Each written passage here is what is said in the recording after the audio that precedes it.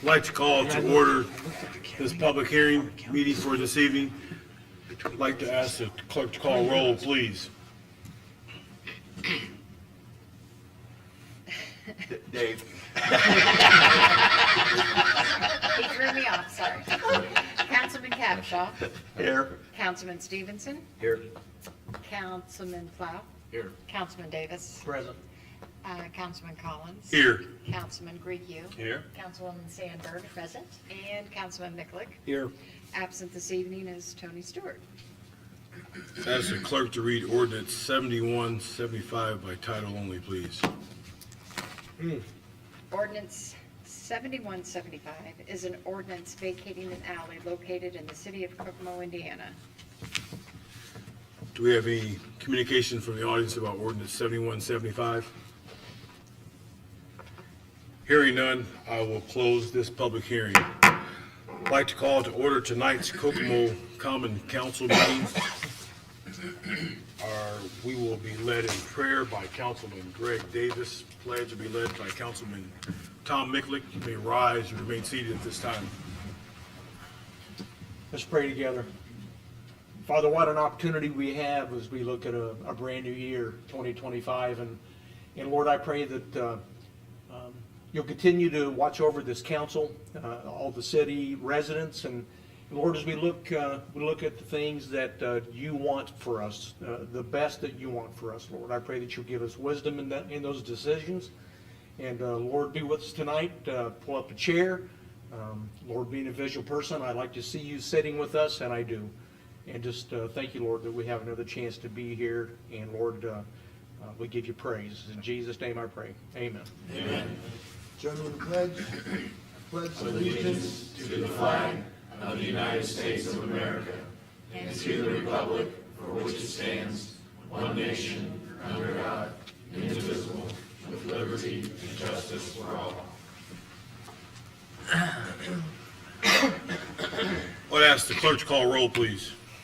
Councilman Capshaw. Here. Councilman Stevenson. Here. Councilman Plow. Here. Councilman Davis. Here. Councilman Collins. Here. Councilman Griecu. Still here. Councilwoman Sandberg. Present. And Councilman Miklick. Here. Absent still is Councilman Tony Stewart. Would now entertain a motion for approval of the minutes from our reorganizational meeting. So moved. Second. We have a motion and a second for approval of the minutes. All in favor signify by saying aye. Aye.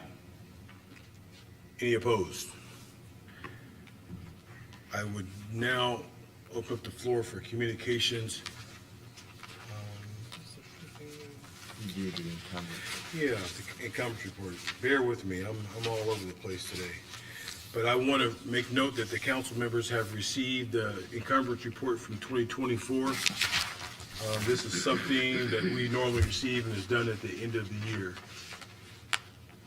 from the controller's office.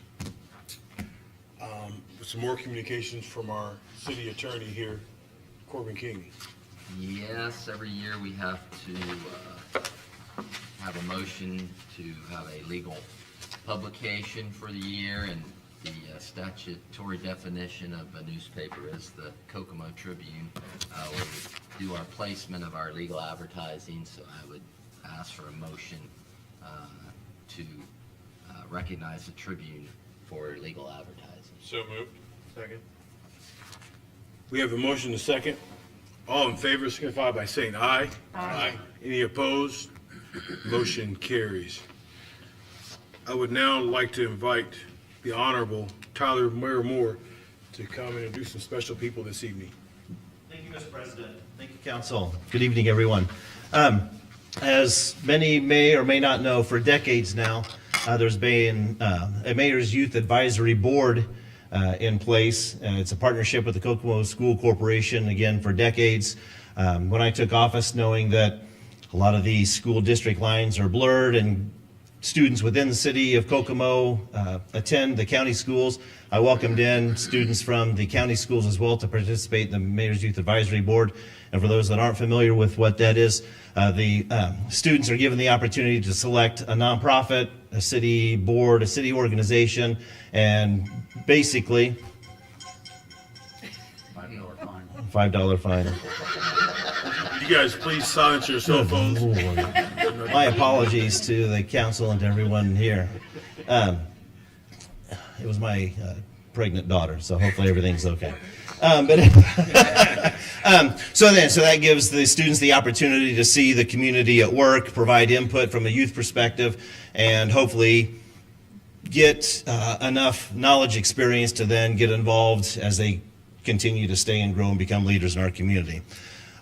There are mayors throughout the state that have set up mayors' youth councils. So what that is more direct, intentional youth organizations that not only advise the mayors but also do initiatives in their communities. Mishawaka has a very active youth council there that has established, raised funds for a pocket park. And there's, I think, the Union City, their youth council set up a youth cafe, kind of a worker space thing. So a desire of mine in the last few years was to create that, and it was slow rolling and slow in the process, but we've finally done so, and I have 5 outstanding students from our 5 area schools that have been selected. Actually, they applied, so they expressed the interest to get a little more involved in the city of Kokomo.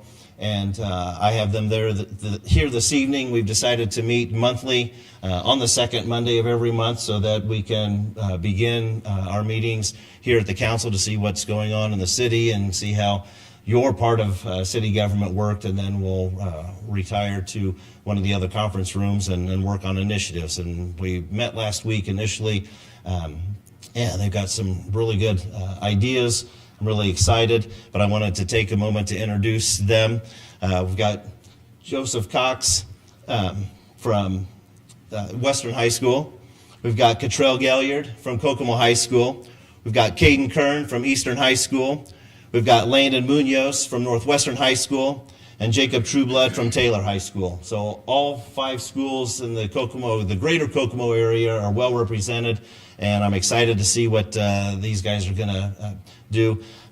It's only going to be a 6-month term at this point because we wanted the term to start July to June. It's going to be juniors and seniors. We hope that it'll expand, but fortunately we've got a good core because 4 of the 5 are juniors, and so it'll be a good transition. But again, I wanted to recognize them and introduce them to the council because you'll see their faces from time to time, but then also to the community as well as they start initiatives in their respective schools. So I thank you for that opportunity, and I thank these amazing young adults for getting involved and interested in everything City of Kokomo.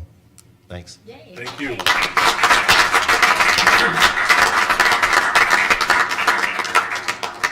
Thanks, Mayor Moore.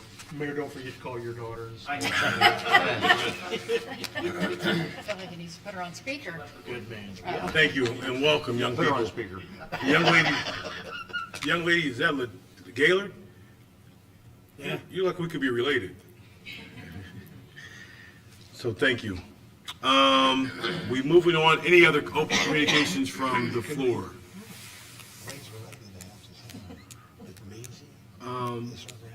Hearing none, we'll move into City Clerk reading ordinance 7175 by title only, please.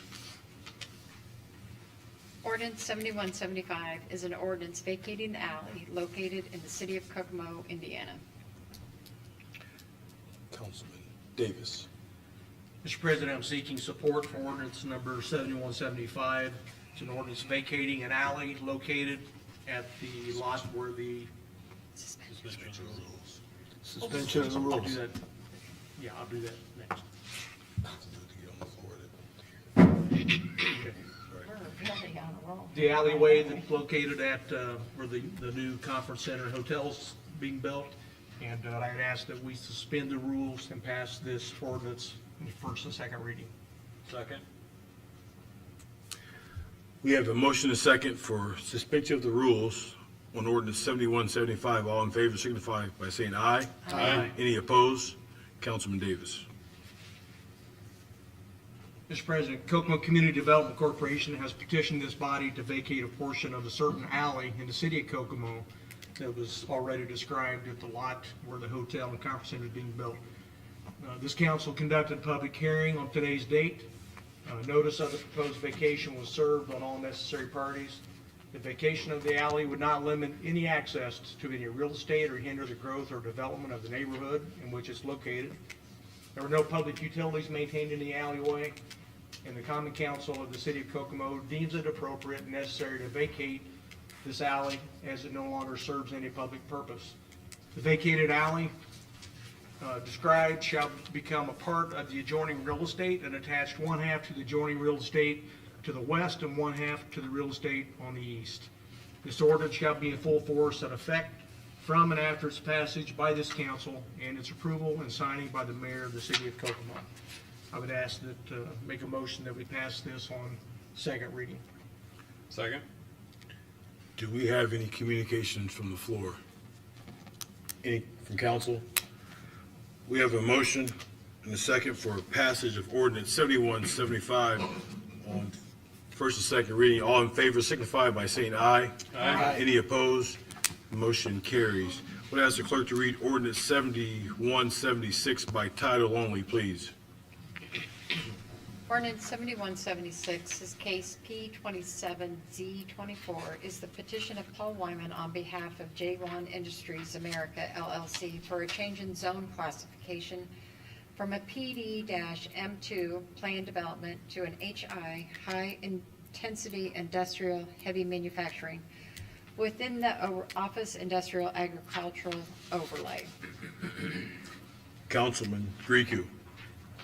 Mr. President, ordinance 7176 is a petition of Paul Wyman on behalf of J1 Industries for a change in zone classification from PDM2 to HI, High Intensity Industrial Heavy Manufacturing within the OIA OL Office Industrial Agricultural Overlay. This is property that is adjacent to J1's current property where they're operating. It's on the south side of the new battery plant. I would move that we pass ordinance 7176 on first reading. Second. Do we have anyone wants to speak to?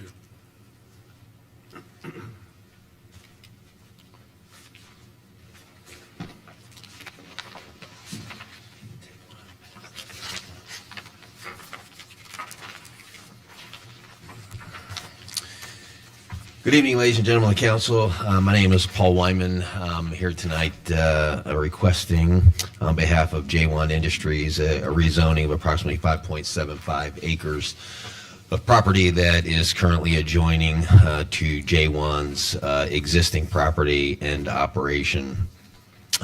This property is not intended to be used anytime here in the near future. However, there will be some potential expansion opportunities down the road, especially with the announcement of the second battery plant in Kokomo.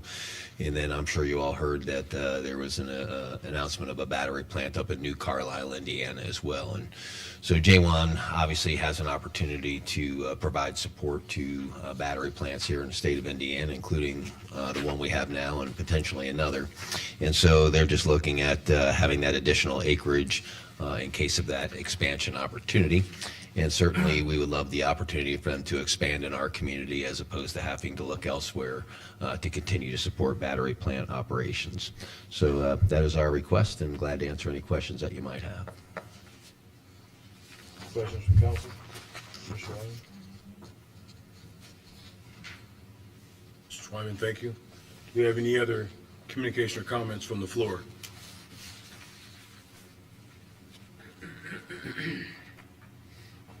Have you state your name and address, please? Thank you. Name is Ann Eames, and it's 329 East Furman. I'm sorry. Thank you. One question that I had from the meeting with the zoning, and I understand, Ray, I really appreciate you explaining your role tonight. I totally understand that. I'm just wanting to voice some concerns for, put it on the record. And one question I had, Paul, for you last time was how much, with the 100,000 tons, how often was that volume of material? Do you remember that question? Yeah, I can't answer that. Still? I don't Okay. What's the question? I'd love to know the question. Okay, yeah, I ask, in the documents we've seen, 100,000 tons was published of N-methyl pyrrolidine. It's the material that Jaiwan will be recycling on site.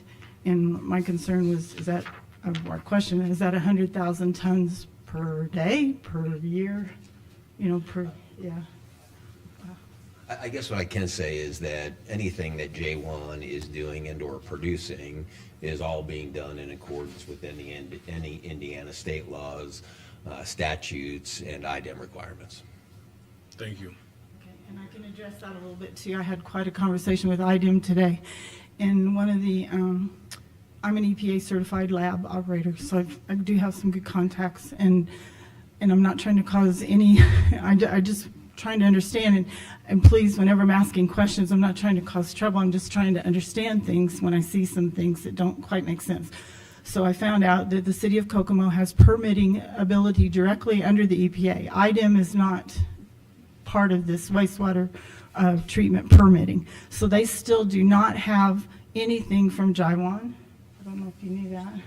IDEM is our Indiana Department of Environmental Management. Nothing's on record yet through IDEM.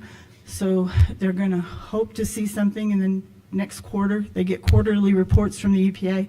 So I just want you to know the umbrella agency, the big EPA, which I'm working with now to try to have, you know, a public forum for our current current groundwater contamination points. Tentatively, the date is set for February 20th, but we're working on that. So that would be with the EPA directly. And so what I'm trying to do is understand then, currently, we want to protect all of our groundwater. We have large contaminated groundwater currently, so that's why I just try to work with whoever I can to see how we can prevent anything in the future. And one thing I found out that's very interesting, this is my EPA primary drinking water, and for all you students, I'm so thankful you're here because this is such an important thing for your future. This is what I monitor for drinking water in our county. Every public well, your schools, if they are on a well, then they come directly to us. If they're with Indiana American Water, then of course they're going through Indiana American Water testing. But lithium and cobalt are not on this list.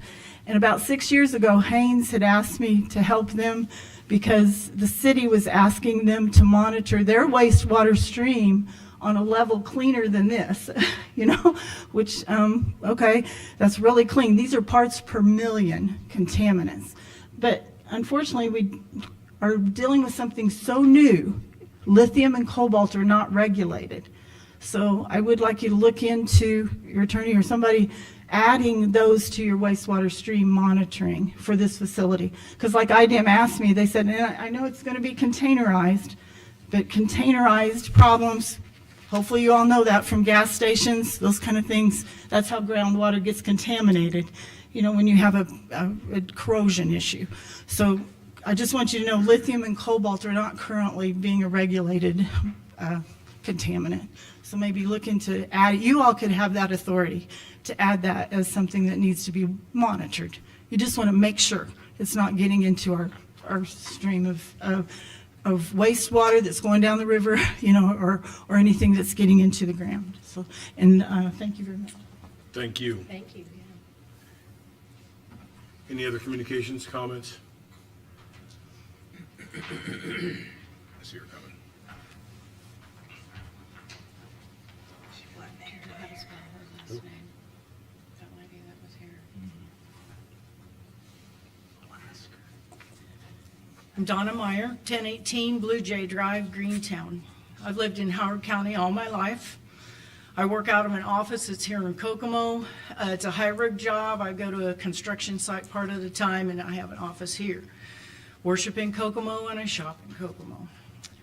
I've been a journeyman wireman for 44 and a half years out of Local 873 in Kokomo.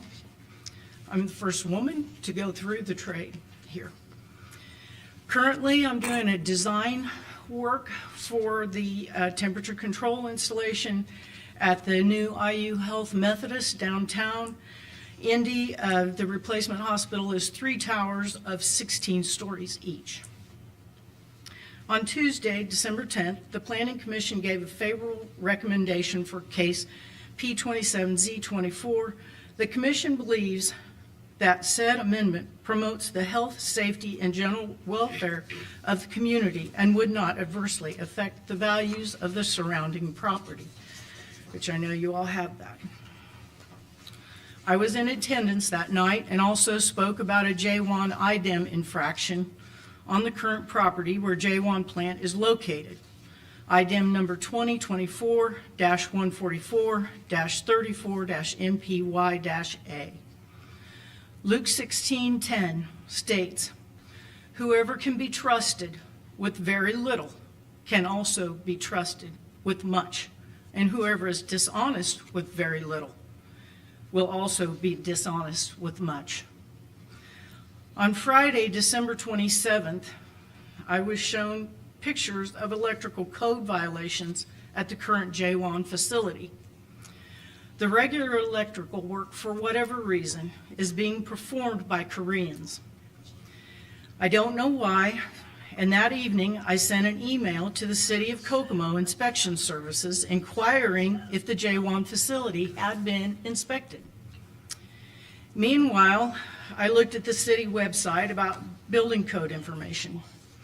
There's a whole list of codes which state that they are to be enforced by the City of Kokomo.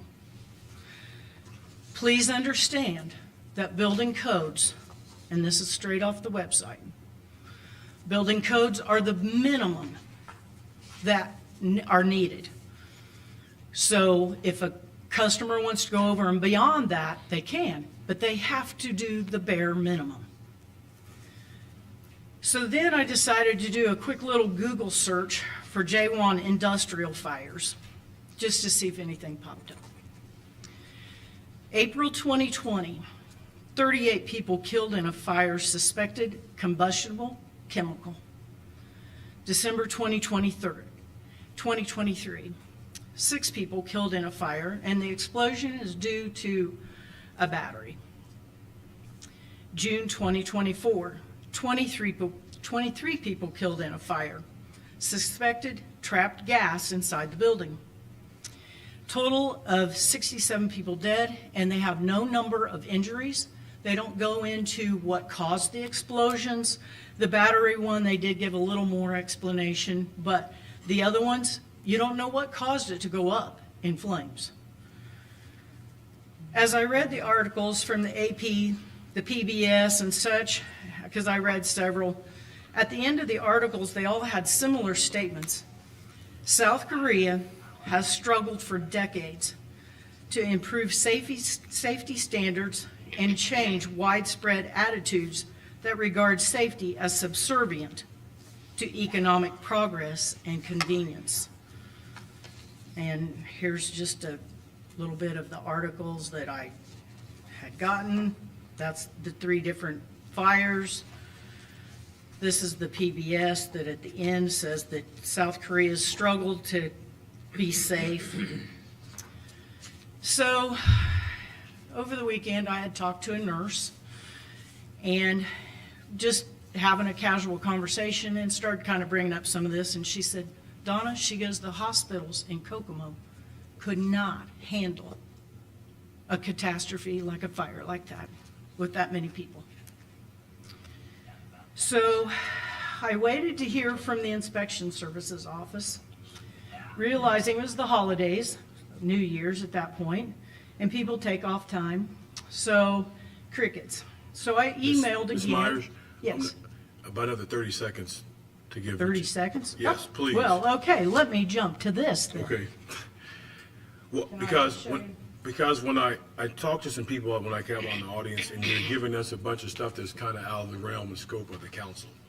But I appreciate the information and to pass that along, but you're talking about some stuff that, electrical stuff and things that were probably with building inspectors and stuff that would be outside this council, that we're only doing the rezoning of the property. Right, but I feel that in the comments of saying that it's safe to go ahead and change the zoning, that's where I think that it's Well, not but- safe to change the zoning. And when you wrap up, I'm gonna ask Mr. Sheline to come up and just address the process for me, if he would, about how they came, and if he doesn't, I only have 3 with the planning commission, I watched the meeting on television.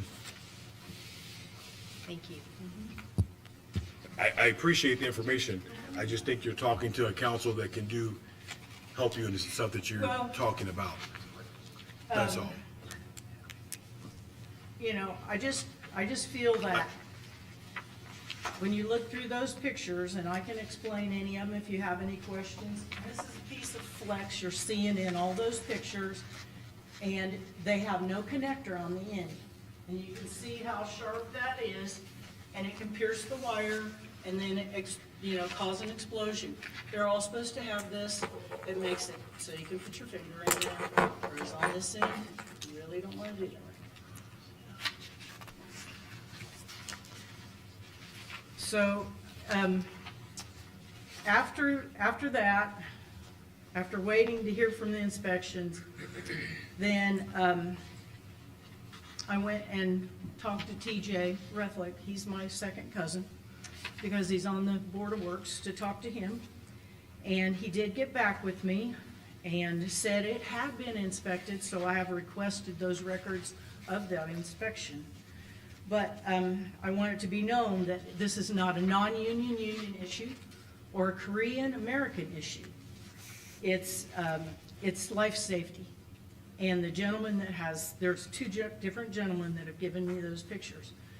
And one of them saw a Korean doing something that was hot work and stopped him, told him how to do it correctly.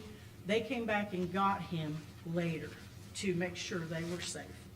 Again, So- I appreciate the information, and I'm gonna have to ask that we move on and get this meeting, please.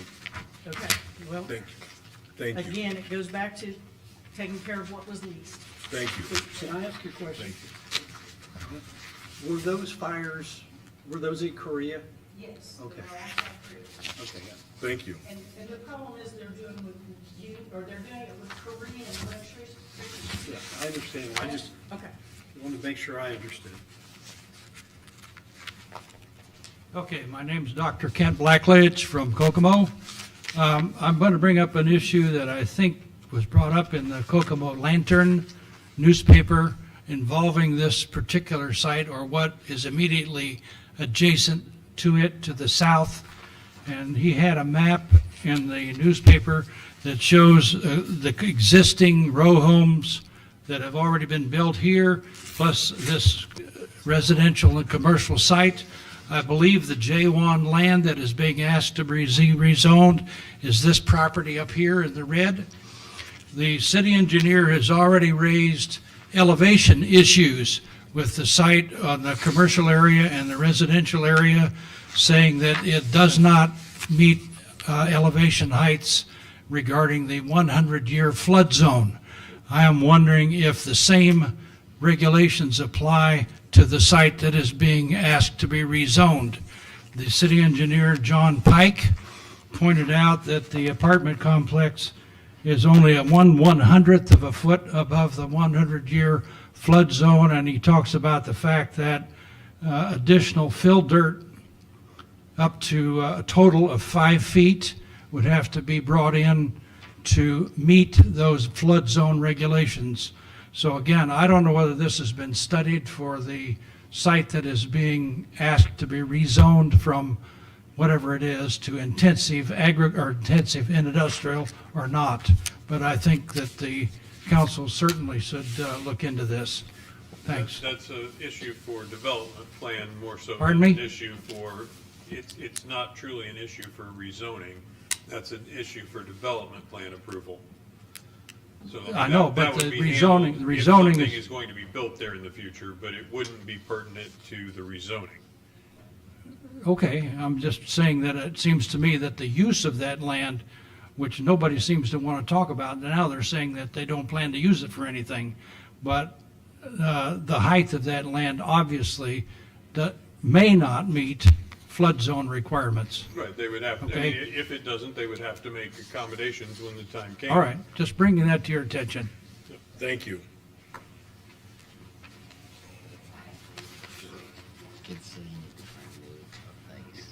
My name is Joe Rousseau. I live at 6412 West, 320 South in Rocheville.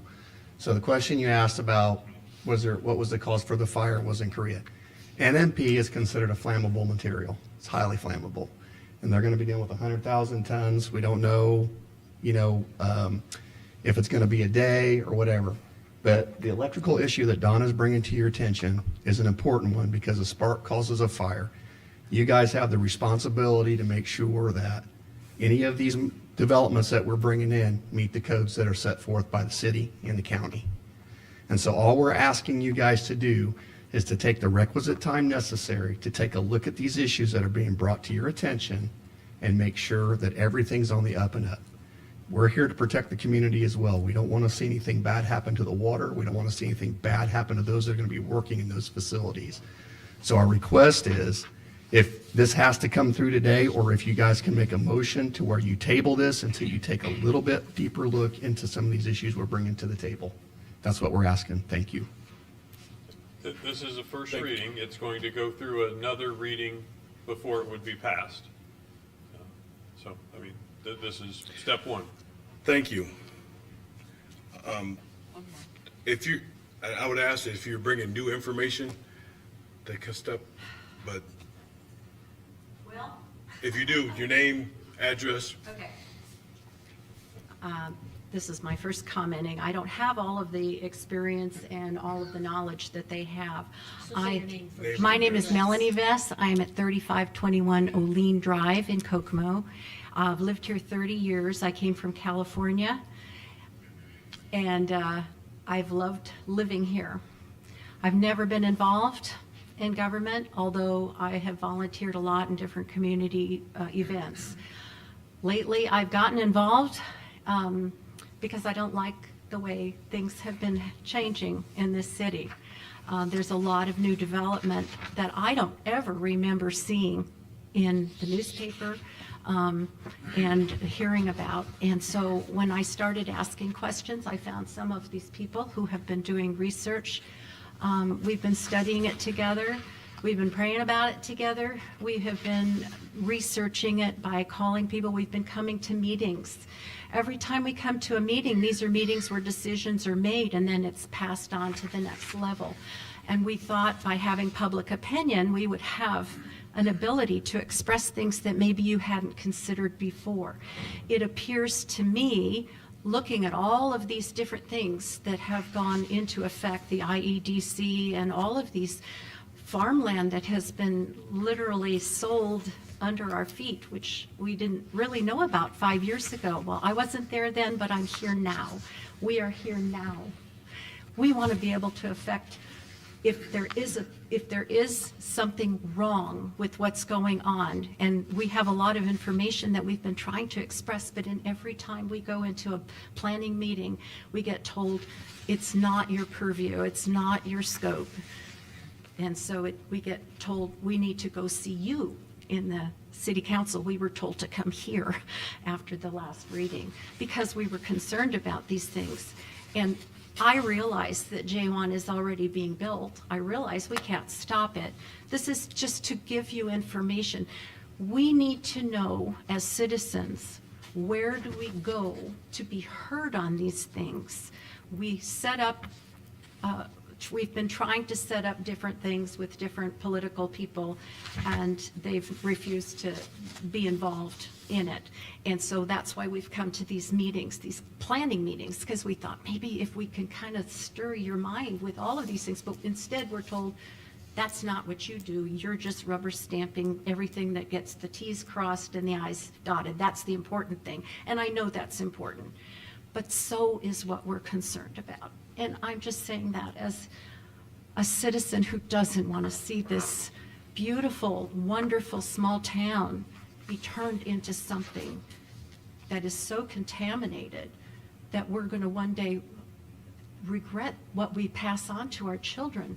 And there are so much contamination right now. We're now putting ourselves at risk for other contamination. And just like Ann said, the EPA, we've been in contact with all of these other organizations trying to see, well, who knows what's going on, because we can't get the answer here.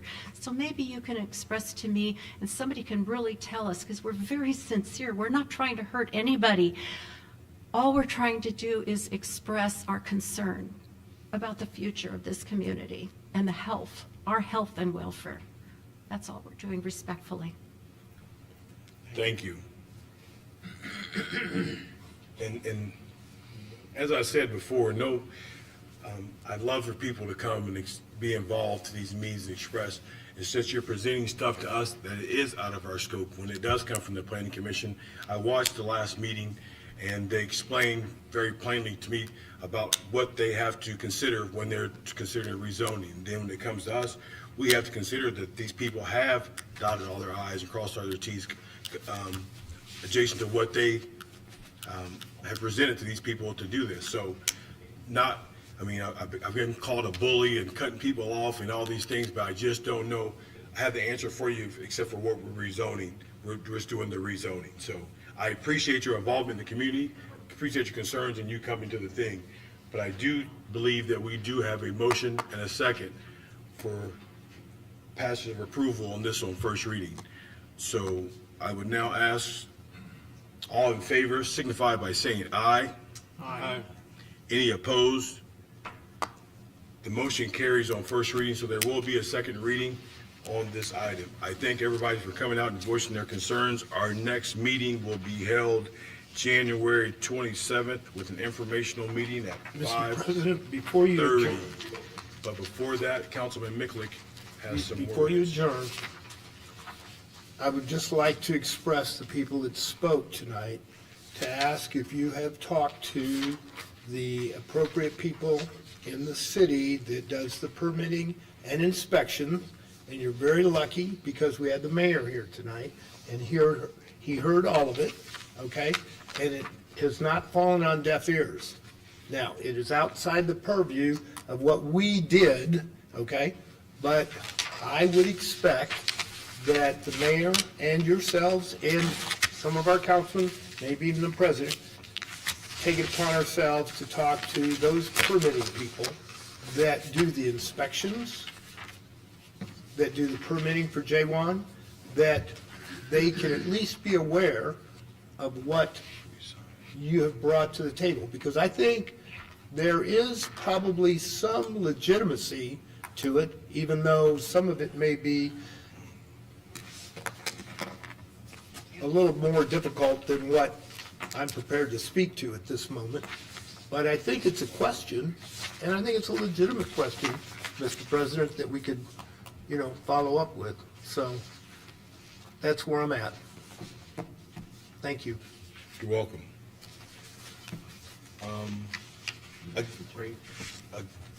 Next council meeting, January 27th, informational meeting at 5:30. The meeting's adjourned.